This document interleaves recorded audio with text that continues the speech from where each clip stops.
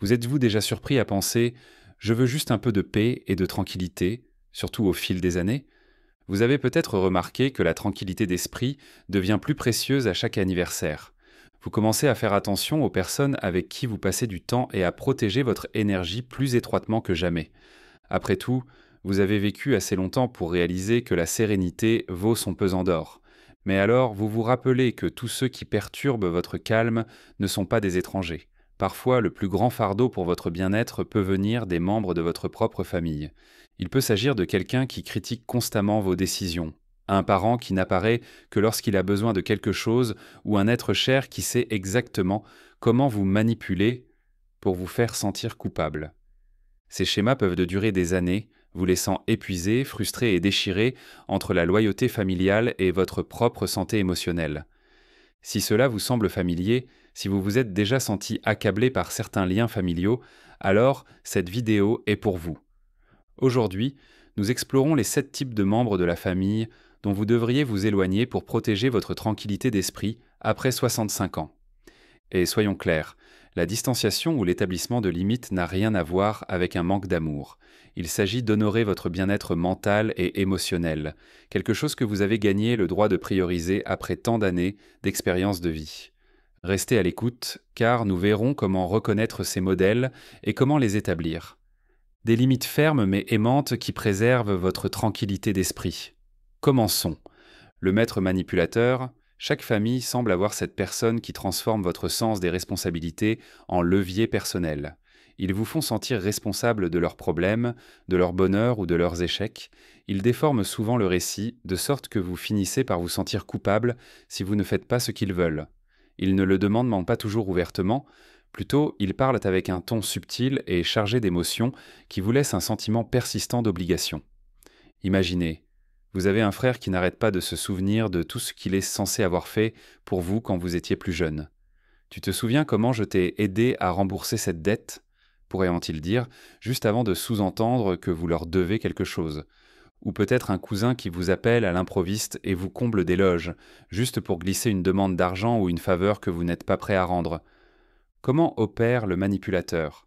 Le manipulateur recourt souvent au chantage affectif. Il ne criera pas et ne fera pas de crise de colère. Au lieu de cela, il soulignera subtilement à quel point il est déçu de vous, ou il vous rappellera toutes les fois où il était là pour vous, ce qui implique que vous devez lui rendre l'appareil sans fin. Je pourrais dire, je suppose que tu as oublié tout ce que j'ai fait, ou si tu t'en souciais vraiment, tu m'aiderais, et tu te sens comme un méchant parce que tu veux dire non. La manipulation peut se manifester par de petits gestes, peut-être une moue ou un soupir triste lorsque vous refusez. Au fil du temps, vous développez le sentiment que, peu importe ce que vous faites, ce n'est jamais assez. Au final, vous vous retrouvez coincé dans une boucle où vous continuez à céder par culpabilité ou par peur du conflit. Pourquoi vous avez besoin de distance? Vivre sous une manipulation constante ronge votre bien-être émotionnel. Quand on a 60 ans ou plus, il est tout à fait normal de dire «j'en ai assez fait». S'éloigner ou fixer des limites fermes n'est pas un acte de cruauté, c'est un acte de préservation de soi. Vous avez droit à une vie tranquille. Apprendre à dire non sans expliquer est crucial. Plus vous vous justifiez, plus un manipulateur aura de munitions pour déformer vos propos. Est-ce que cela fait du mal de réduire les interactions avec quelqu'un qui vous tient vraiment à cœur? Claire. Mais peu importe à quel point vous les aimez, votre sérénité ne devrait jamais être le prix à payer. Au fil du temps, vous verrez que fixer des limites ne signifie pas que vous n'en voulez pas. Cela signifie que tu t'aimes enfin toi-même aussi. Le concurrent envieux. Avez-vous un parent qui veut toujours avoir une longueur d'avance sur vous? Vous partagez quelque chose de positif, peut-être avez-vous fini de lire un livre incroyable ou pris des vacances de rêve, et leur réaction immédiate est de minimiser votre expérience ou de se vanter de quelque chose qui, selon eux, c'est plus grand et meilleur. Signe d'envie et de compétition. Souvent, ces gens masquent leur envie derrière des flatteries condescendantes ou des coups déguisés en blagues. Ils diront peut-être «Oh, c'est bien, mais n'importe qui aurait pu faire ça» ou «Je savais déjà que c'était facile à réaliser». Ils prennent vos réalisations et essaient de les minimiser. Au fil du temps, vous avez l'impression qu'ils ne sont pas vraiment intéressés à célébrer votre bonheur. Ils sont davantage préoccupés par le fait de lui faire de l'ombre. Effet émotionnel. Votre joie commence à s'assombrir. Vous hésitez à partager la bonne nouvelle, craignant l'inévitable commentaire indirect. Il peut s'agir d'un frère ou d'une sœur qui compare constamment ses finances, un cousin qui minimise vos réalisations personnelles, ou même un enfant qui sous-entend que votre réussite n'est pas une affaire importante. Au fil du temps, vous commencez à vous demander si votre succès mérite d'être célébré ou si je devrais minimiser mes propres réalisations juste pour éviter la confrontation. Ce cycle est mentalement épuisant et je peux ressentir une tension sous-jacente à chaque fois que j'interagis. Brisez le cycle. Lorsque vous arrivez à un âge avancé, la question est: pourquoi devrais-je continuer à essayer d'impressionner ou d'apaiser quelqu'un qui ne cherche qu'à me surpasser? La distance ne doit pas nécessairement s'accompagner de combats dramatiques. Arrêtez de vous sentir obligé de partager chaque détail de votre vie avec eux. Apprenez à garder certaines victoires privées ou à les partager uniquement avec des personnes qui sont vraiment heureuses de votre bonheur. Et surtout, ne laissez pas leur envie vous voler la fierté et la satisfaction que vous méritez. Leur insécurité est leur affaire, pas la vôtre. Toxicité chronique? Avez-vous déjà eu une simple conversation avec un membre de votre famille qui vous a laissé épuisé et irritable?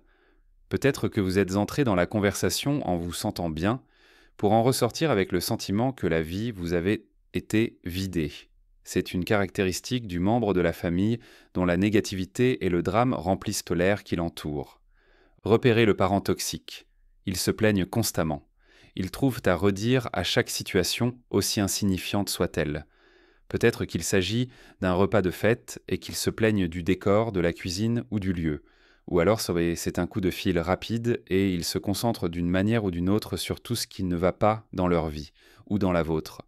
Au fil du temps, vous pouvez hausser les épaules et penser: eh bien, ils ont toujours été comme ça.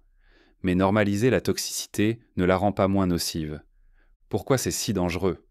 Les membres toxiques de la famille excellent souvent à provoquer des conflits. Ils sèment de petites graines de doute. Savais-tu que ta sœur a dit quelque chose sur toi la semaine dernière? Ou je ne devrais pas te le dire, mais je m'inquiète de ce que ressent vraiment notre cousin. Soudain, un parent en confronte un autre, la confiance est érodée et toute la réunion de famille devient un champ de bataille de tension. Les troubles émotionnels constants vous privent de joie. Au milieu des années 60 ou 70, de tels conflits pourraient en devenir intolérables. La vie est courte et la paix est de plus en plus précieuse. Vous ne voulez pas marcher sur des œufs en vous demandant quel nouveau drame pourrait survenir. Protégez votre énergie. Vous ne changerez pas une personne toxique en la confrontant ou en essayant de raisonner avec elle. Ils vivent pour le conflit. Ça fait partie de ton modèle. Au lieu de cela, éloignez-vous calmement. Arrêtez de participer à leur négativité. Si vous êtes provoqué, répondez: je comprends ce que vous dites, mais je ne suis pas intéressé à en parler. Et quittez gracieusement la conversation s'ils persistent. Au fil du temps, ils se rendront compte qu'il n'est plus une cible facile. Et s'ils ne changent pas, au moins vous aurez préservé votre bien-être émotionnel. Le parent tout sur moi, nous connaissons tous quelqu'un qui n'appelle que lorsqu'il a besoin d'une faveur. Vous regardez votre téléphone, voyez son nom et votre réaction instinctive est: que veut-il maintenant? Ils sont rarement là pour vous demander comment vous allez ou pour vous donner un coup de main lorsque vous avez besoin de soutien. Mais dès qu'ils sont en crise, vous êtes la première personne qui l'appelle. Comment cet intérêt personnel se manifeste? Vous pensez: nous sommes une famille, bien sûr que je vais aider. Mais il devient vite évident que c'est une voie à sens unique. Peut-être que vous leur prêtez de l'argent et, une fois qu'ils sont à nouveau stables, ils disparaissent jusqu'à la prochaine crise. Ou bien vous aidez à planifier un événement familial, mais personne ne vient jamais vous aider en retour. Savoir quand c'est purement égoïste, un bon test consiste à observer vos propres sentiments par la suite. Si vous vous sentez utilisé ou pris pour acquis, c'est un signe que la relation n'est pas réciproque. Un membre de la famille équilibré et aimant rendra l'appareil d'une manière ou d'une autre, peut-être pas immédiatement, mais exprimera une gratitude sincère, sera présent quand vous en aurez besoin pour aider ou au moins vous contacter pour voir comment vous allez. Quand ils ne reviennent qu'avec des exigences, il est temps de fixer des limites. Dire non n'était pas méchant. Protège votre source d'énergie pour les personnes et les activités qui comptent le plus. Si l'on vous accuse d'être égoïste, rappelez-vous, l'amour ne se mesure pas au nombre de faveurs échangées, mais par le respect si mutuel et une attention sincère. L'éternel pessimiste, imaginez partager des nouvelles fantastiques. Peut-être que vous vous êtes inscrit à un voyage tant attendu ou que vous êtes enthousiasmé par un nouveau passe-temps seulement pour s'entendre dire: oh, ça a l'air risqué. ou tu ne devrais pas te faire d'illusions. Quel que soit le problème, ce membre de la famille voit le nuage noir derrière chaque rayon d'espoir. Pourquoi cela vous épuise? Si vous passez trop de temps avec un pessimiste, vous commencez à remettre en question votre optimisme. Vous perdez une partie de cette étincelle que vous ressentez lorsque vous vous lancez dans une nouvelle aventure. Même si vous êtes généralement positif, leur déferlement de pessimisme peut vous décourager. C'est comme être arrosé d'eau froide chaque fois que vous essayez d'allumer une flamme d'enthousiasme. Aider ou faciliter? Vous pouvez essayer de leur remonter le moral ou de leur proposer des solutions, mais cela fonctionne rarement. Peut-être avez-vous essayé de les inviter à votre nouveau cours de yoga ou à votre club de peinture, en espérant qu'ils verraient dans quelque chose qui leur plairait. Mais tout ce que vous obtenez, c'est «ce n'est pas pour moi» ou «ce serait une perte de temps». Au fil du temps, vous vous rendez compte qu'ils ne cherchent pas de solution. Ils sont enfermés dans la négativité comme faisant partie de leur identité. Entretenez votre éclat. Donnez-vous le droit de protéger votre humeur. Vous ne devez d'explication à personne parce que vous voulez rester optimiste. Limitez la fréquence ou la durée de vos interactions avec eux et ne vous sentez pas coupable si vous refusez des invitations qui tournent autour de conversations pessimistes. C'est prendre soin de soi. Reconnaître que l'on ne peut pas porter un lourd bagage émotionnel, porter indéfiniment le fardeau émotionnel d'une autre personne, surtout si elle refuse d'alléger le fardeau. Le critique chronique. Avez-vous remarqué qu'un membre de votre famille critique toujours vos choix, grands ou petits? Si vous achetez une voiture, ils disent que vous avez choisi la mauvaise marque. Si vous décorez votre espace de vie, ils se plaignent de la palette de couleurs. Si vous changez de carrière ou si vous faites du bénévolat quelque part, on vous demande vos raisons. C'est une boucle sans fin de désapprobation. Signe de critique constante, vos réalisations sont rarement reconnues. Ils commencent souvent leurs phrases par « tu aurais dû » ou « pourquoi n'as-tu pas ?» Ils n'offrent pas de commentaires constructifs, mais essaient plutôt de mettre en évidence vos défauts. Vous commencez à vous demander s'il est utile de leur faire confiance. La décision la plus simple peut déclencher une avalanche de conseils non sollicités. Au fil du temps, les paroles du critique s'incrustent dans votre estime de soi, vous amenant à remettre en question votre jugement. Sortir de la zone de jugement. À un moment donné, vous réalisez que peu importe ce que vous faites, ils trouveront un angle pour critiquer. C'est leur modus operandi et non le reflet de vos choix réels. Alors, pourquoi continuer à rechercher une approbation impossible? Arrêtez d'alimenter votre cycle de critique. S'ils disent « c'est une idée terrible », vous pouvez répondre calmement « j'apprécie votre inquiétude, mais je suis satisfait de ma décision ». Ensuite, changez de sujet ou mettez fin à la conversation s'il persiste. C'est incroyable à quel point il est libérateur de résister à la tentation de se défendre auprès de quelqu'un qui est rarement satisfait. Le membre de la famille trop contrôlant ou envahissant. Certains membres de la famille exagèrent au nom de l'aide ou de l'attention. Ils pensent savoir ce qui est le mieux pour vous, que ce soit la façon dont vous dépensez votre argent, avec qui vous passez du temps, ou comment vous organisez votre journée. Ou bien, ils peuvent surgir à l'improviste, fouiller vos affaires et agir comme si vos limites personnelles n'existaient pas. Reconnaître le besoin de contrôle. Ils peuvent l'exprimer sous forme d'inquiétude. Je ne me soucie que de toi ou crois-moi, tu as besoin de mes conseils. Mais au fond, c'est une question de contrôle. Ils ne supportent pas que vous puissiez et deviez prendre vos propres décisions. Cela peut arriver avec les parents et les enfants adultes, des frères et sœurs ou même des parents éloignés qui s'immiscent dans vos affaires personnelles. Le parent envahissant, parfois il ne s'agit pas de contrôler vos décisions, mais d'envahir votre espace. Un cousin est-il déjà venu chez vous, a ouvert votre réfrigérateur sans demander votre avis ou a fouillé dans vos documents personnels? Ils peuvent justifier cela en disant « nous sommes une famille », comme si cela éliminait le besoin de respect. Mais la vie privée reste la vie privée, quelle que soit la proximité du lien. Fixer des limites fermes, communiquer des limites claires est essentiel. Dites calmement « j'apprécie votre inquiétude, mais je vais m'en occuper » ou « j'ai besoin que tu me le fasses savoir avant de venir ». Si vous argumentez, maintenez votre position. Vous ne les rejetez pas, vous protégez votre autonomie.